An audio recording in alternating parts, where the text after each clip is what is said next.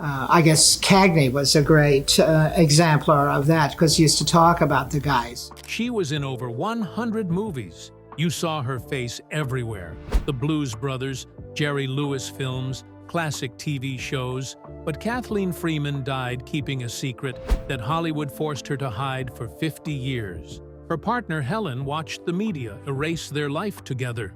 The Oscars forgot her completely. And her final days? She performed on Broadway while hiding something that would have shocked audiences. The woman who made millions laugh was fighting a battle nobody knew about. What really happened will change how you see her. Kathleen Freeman didn't start life like most kids. She was 2 years old when her parents pushed her on stage. Born on February 17, 1923, she became part of her parents' vaudeville act, Dixon and Freeman. This wasn't just a fun hobby, it was full-time work. She had no toys, no playground, no normal childhood. She was dressed up, dragged from one stage to another, and made to sing for strangers in smoke-filled theaters. She later joked about it, saying she sang like she knew what she was doing. But she didn't. She was barely learning to talk. She was being used as bait to keep her parents' act alive. That's how low the bar was in the entertainment world back then. There were no child labor laws to protect kids like her. Her mother, Jessica Dixon, was already famous. During World War I, she sang for American troops in England, France, and Germany. They called her the Overseas Girl. Her voice meant something to soldiers far from home. She wasn't just performing at camps. She was part of official efforts to lift spirits across war zones. That legacy shaped the Freeman household. Entertainment wasn't just a job, it was treated like duty, like service to the country. When she married Frank Freeman in 1922, they passed that pressure onto Kathleen. Singing and performing weren't optional. It was the family way, and Kathleen was expected to carry it on, no matter her age. But what made her upbringing even darker was her father. Frank Freeman was deeply involved in minstrel shows, one of the most racist forms of entertainment in American history. In 1918, he led a group called Freeman's 40 Musical Minstrels. He wore blackface. He told jokes based on harmful stereotypes. He was even an end man in Lou Dockstader's Minstrels, one of the biggest minstrel groups of that time. That meant he was front and center, getting laughs from cruelty. Later, he and Jessica performed together in black and tan routines. Him in blackface, her in lighter makeup. And young Kathleen was right there with them. She grew up surrounded by racism disguised as comedy. Eventually, they changed their act's name to the Van Gordons, probably to escape the rising shame around minstrel shows. Things finally shifted when Kathleen turned 10. She said she got caught, meaning someone finally realized she wasn't in school. She had spent 8 years living like an adult, traveling, performing, working night after night. Authorities stepped in and made her go to school. Her parents didn't stop it. They were forced to. For Kathleen, it wasn't a rescue. She saw it as an interruption. That's how deep the damage ran. She thought of her stolen childhood as a career. As vaudeville collapsed in the late 1920s and early 1930s, her parents grew desperate. Their earnings had dropped fast, from $225 a week to just $10 or $15 a night, but they didn't give up the stage. They packed up and headed to Los Angeles, chasing a dying dream. It wasn't a smooth transition, it was survival. The Great Depression had begun. Money was tight. Kathleen's mother started teaching voice lessons. Her father became president of the California Artists Protective Association. These weren't dream jobs, they were last resorts. Kathleen, once again, had to adjust. New city, new scene, same chaos. Her needs still came second to her parents' obsession with performing. As she got older, Kathleen wanted something different. She studied music at UCLA. Her dream was to become a classical pianist. She trained hard. She focused on concert performance. Her mother supported this, seeing it as a respectable path. Kathleen studied piano and composition seriously. She didn't plan on comedy. She wanted to sit at a grand piano, not stand under stage lights cracking jokes. That training stayed with her, though. It helped later in her acting career, especially in roles where she played musicians. But then everything changed. She was still in college when she acted in a play. When she delivered a line, the audience laughed. She hadn't meant to be funny. But that laugh hit her like lightning. She later said, "A terrible thing happened. I opened my mouth and got a laugh, and the whole thing was over." That moment killed her dream of classical music. She had found something more powerful. She chased that laughter instead. From that day forward, she became a comedian. After college, she joined the Circle Players in Los Angeles. It was a theater group started by UCLA students. They did theater in the round, a rare format back then. The group gained international fame. Kathleen became a core member. The Circle Players launched the careers of actors like William Schallert, Ellen Corby, Barbara Bain, and Harvey Korman. Eventually, Kathleen helped create offshoot groups like the Players Ring and Gallery Theater. She kept live theater going in Los Angeles year-round. That experience became the foundation of her entire acting life. Then came Hollywood. In 1948, she made her film debut in The Naked City. It was a groundbreaking crime film shot mostly in real New York locations. She had just one line. Deja read about the bathtub murder. It was short but important. The film later won 2 Academy Awards and was added to the U.S. National Film Registry for its cultural value. That tiny role helped talent scouts notice her. From there, she never stopped. The connection between Kathleen Freeman and Jerry Lewis was no ordinary working relationship. Starting in 1954 with Three Ring Circus, Freeman became a fixture in Lewis's career. She appeared in around a dozen of his films over the next 46 years. From Artists and Models in 1955 to The Nutty Professor in 1963 and The Disorderly Orderly in 1964, her presence became familiar to Lewis's fans. Their last collaboration came in 2000 with Nutty Professor II, The Klumps. That was almost half a century after their first project together. No other actor worked with Lewis so consistently for that long. This was not just about frequency, it was about trust, rhythm, and chemistry that didn't fade with time. Jerry Lewis himself once said, "At the risk of getting in trouble, we were awfully good together." That line said more than it seemed. Lewis was famously hard to impress, but he clearly saw something different in Freeman. He placed her in the same category as himself, people who understood clowns, chaos, and timing. Freeman didn't disagree. She called their work madcap and said they both belonged to that strange comedic world where rules didn't apply. Together, they built something few comedy duos ever reached: complete comfort inside the madness. One film that perfectly showed their spark was The Ladies' Man from 1961.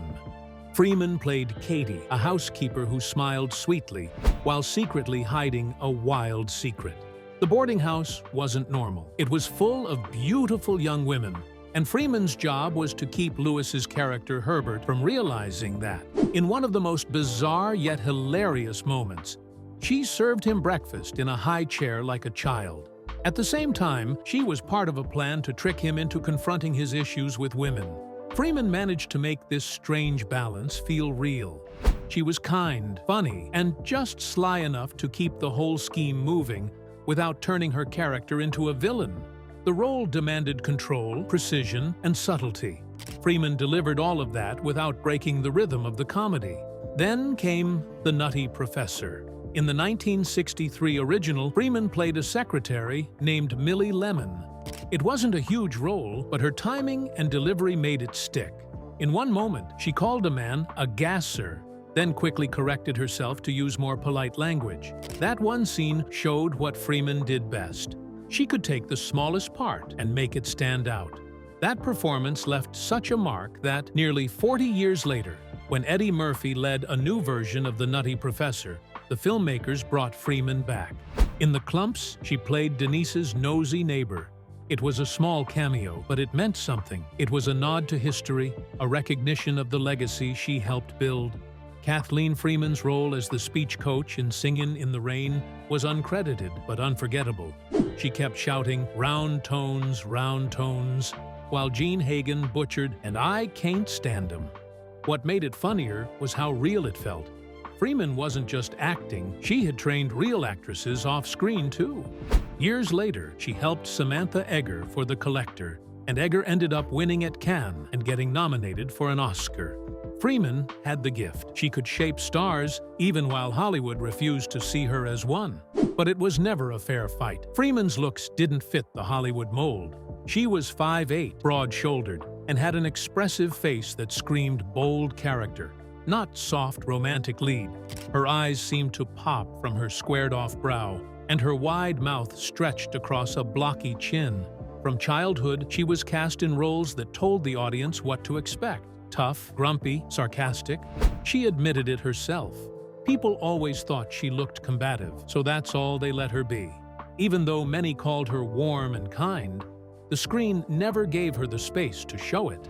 And when she wrote her own TV script about a woman like herself, middle-aged, happily married, with grown kids and a job, no one wanted it. The network said it wasn't believable. She found champions in unexpected places. One of them was Jerry Lewis.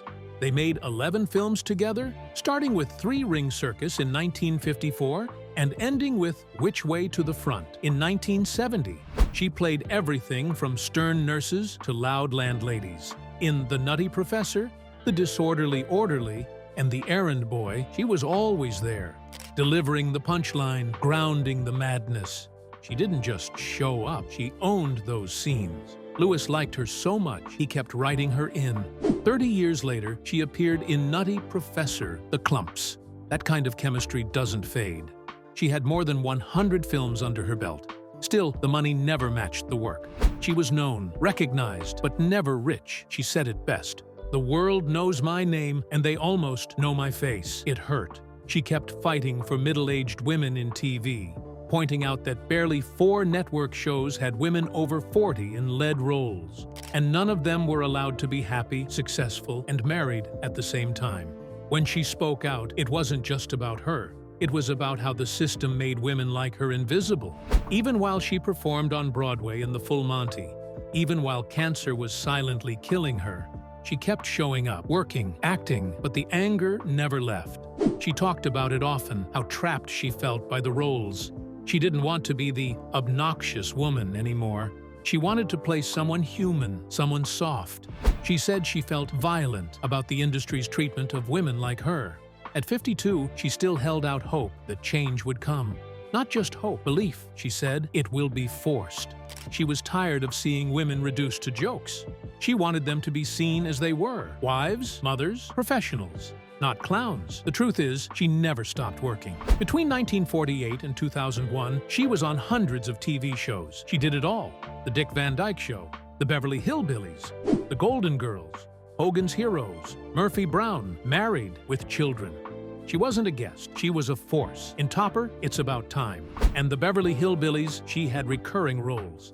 She made herself unforgettable, even when the script only gave her 5 minutes. Her regular role on The Beverly Hillbillies was a career anchor. She played Flo Schaefer, Agnes, and Mabel Johnson. They kept changing her character's name, but never her talent. The audience accepted her every time. Her presence brought warmth and energy. It gave her financial stability and constant exposure during TV's biggest boom. She shared the screen with names like Buddy Ebsen and Irene Ryan, and she never got overshadowed. Then came Married with Children. You never saw her, but you felt her. She voiced Peg Bundy's monstrous, food-obsessed mother, a character so huge her arrival shook the Bundy house. All we ever heard were lines like, "Did someone say Skittles?" and shadows so massive they made Al Bundy quake. Al would joke that the Hoover Dam was retaining water, just like she was retaining Skittles. Freeman turned that invisible woman into a legend. Through voice alone, she built a terrifying and hilarious presence. That's how good she was. You didn't even need to see her. But the cruelest part was how Hollywood aged her out. In 1975, she said it plain. She was 52, but people thought she was 70. She had played mothers to actors her own age for so long, even casting directors believed it. It wasn't about number, it was about looks. Her face and figure made them see matron, not middle-aged woman. She knew it, and she said it loud. The roles were stolen, not by talent, but by assumption. She didn't need a big entrance or flashy special effects, just a habit, a ruler, and the kind of glare that could silence a room. Kathleen Freeman brought Sister Mary's stigmata to life in The Blues Brothers with such force that one short scene turned into legend. It started when Jake Blues casually muttered a curse word in front of her. One swing of the ruler, perfectly timed, snapped the audience into laughter.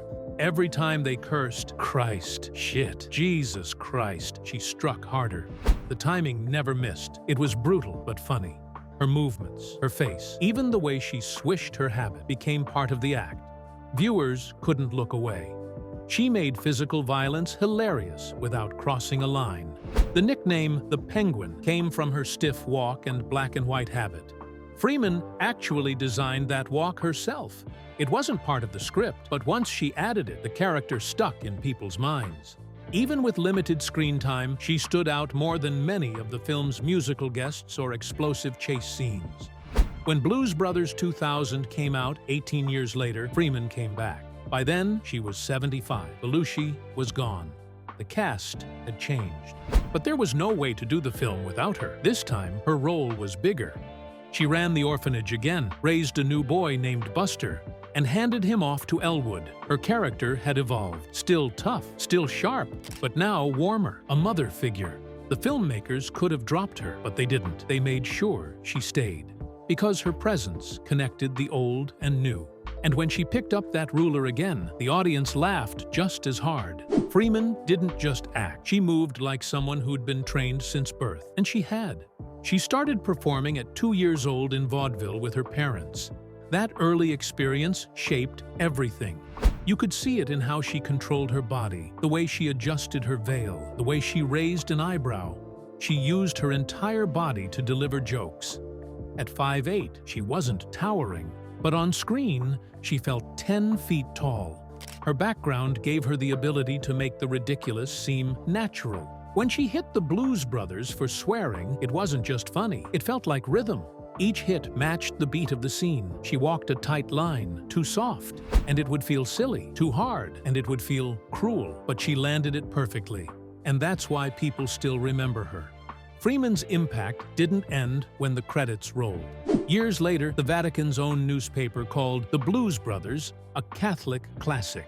That's how deep her character hit. A nun who struck people for cursing became part of Catholic cinema history, but not everyone loved it. Real nuns wrote essays about how movies like this created harmful stereotypes. Some said it made people think all nuns were angry and violent. Yet, despite the complaints, her influence spread. Other comedies copied the ruler-hitting nun. None matched her. The phrase "mission from God" took off because of her scene. It became part of pop culture. And even today, when fans buy Blues Brothers memorabilia, they're often looking for something with "the Penguin" on it. But her most personal story never made it to the screen. Kathleen Freeman had a partner named Helen Ramsey. They likely met at UCLA. Their relationship may have lasted over 50 years. When Freeman died in 2001, Helen was mentioned in every obituary.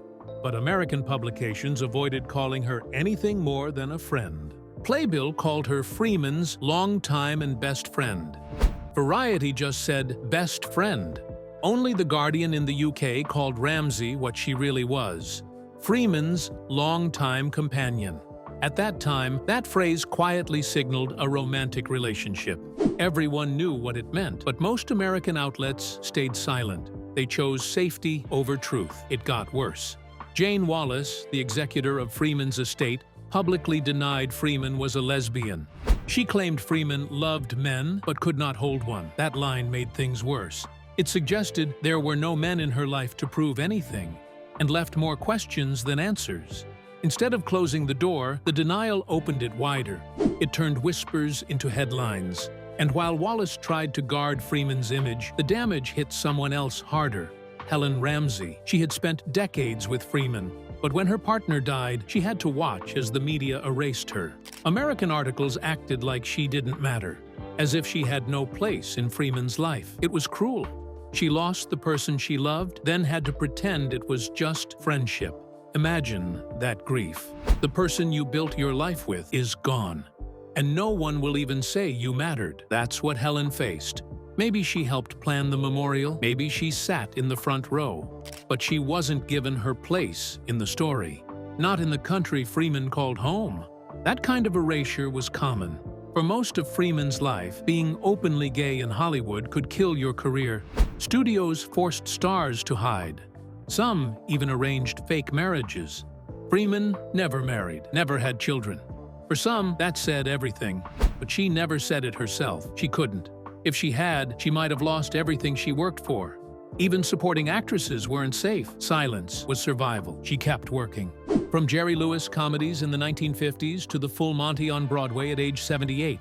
But always in silence. Her body told jokes. Her voice delivered lines. Her face carried whole scenes, but her truth stayed hidden.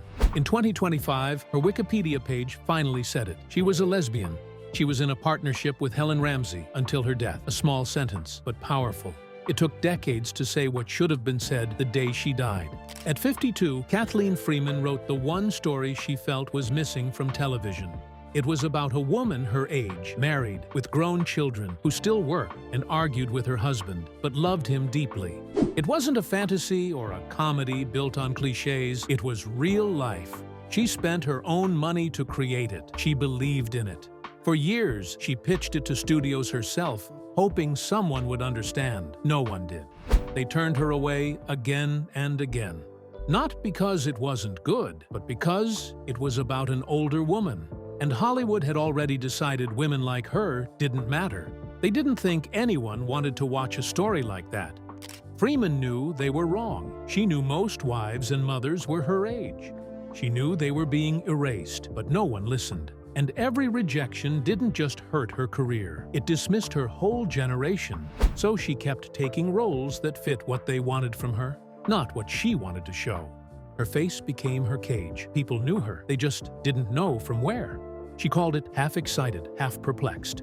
They'd stare, almost smiling, trying to place her. She'd wave and laugh it off. But deep down, it stung. They knew her face, not her name. They saw her, but never fully. Casting directors did the same. They saw the woman who played quirky, loud, funny. They didn't see someone who could carry a lead or play a lover. Her look got her in the room, but it kept her stuck in the same corner. It made her successful. It also locked her into being the sidekick, the comic relief, never the center. Her image sold tickets, but it also robbed her of the chance to show who she really was on screen. Then came Broadway, October 26, 2000. Kathleen Freeman was 77. She stepped onto the Eugene O'Neill stage in The Full Monty, a debut that stunned the theater world. Her role wasn't in the film. It was created just for the stage, just for her. She played Jeanette Burmeister, a tough, worn piano player with a sharp tongue and perfect timing. She knew the character inside out. She had lived her. Her entrance, rising up behind the piano, brought roars of applause every single night. For once, she wasn't supporting the scene. She was the scene. After 50 years of playing second fiddle, she finally got her solo. And the industry noticed. In 2001, she was nominated for a Tony Award, Best Featured Actress in a Musical. It was her first major award nomination in a career that spanned more than 5 decades. She said it was a hoot. Her friends said she was crushed when she didn't win, but the nomination mattered. It told the world she had always been good enough. It told her she had never been invisible, even if the awards had ignored her. Then came something no one expected. She won the Theatre World Award. That award was created in 1944 to honor young performers making their Broadway debuts. But Freeman won it at 78. She became the oldest person in the award's history to receive it. She joked about it, but the moment was real.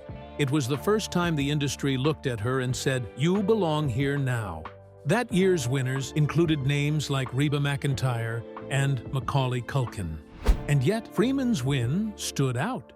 She didn't break into Broadway. She stormed into it. Audiences couldn't get enough. Every night, as soon as she walked on stage, the room erupted. She didn't even need to speak. Her presence alone brought applause. Her song, Jeanette's Showbiz Number, became a crowd favorite. People came to the theater already waiting for that moment. Her fellow actors said she kept them sharp. Her energy lifted the whole cast. After decades in film and television, she had become a Broadway legend in less than a year. But behind the curtains, she was fighting a secret war. She had lung cancer. She found out during the run. She never told the cast. She was receiving daily radiation treatments in the morning and performing in the evening. She saved every ounce of energy for the show. She slept through the day just to have the strength to make it on stage. She never missed a cue, never missed a line. On August 18, 2001, she performed her final 2 shows. Then she was rushed to the hospital. 5 days later, she died. She passed away on August 23, 2001, at Lenox Hill Hospital in Manhattan. She was 78. She had given the final breath of her career to the audience. Even in the hospital, she tried to take out her IV lines.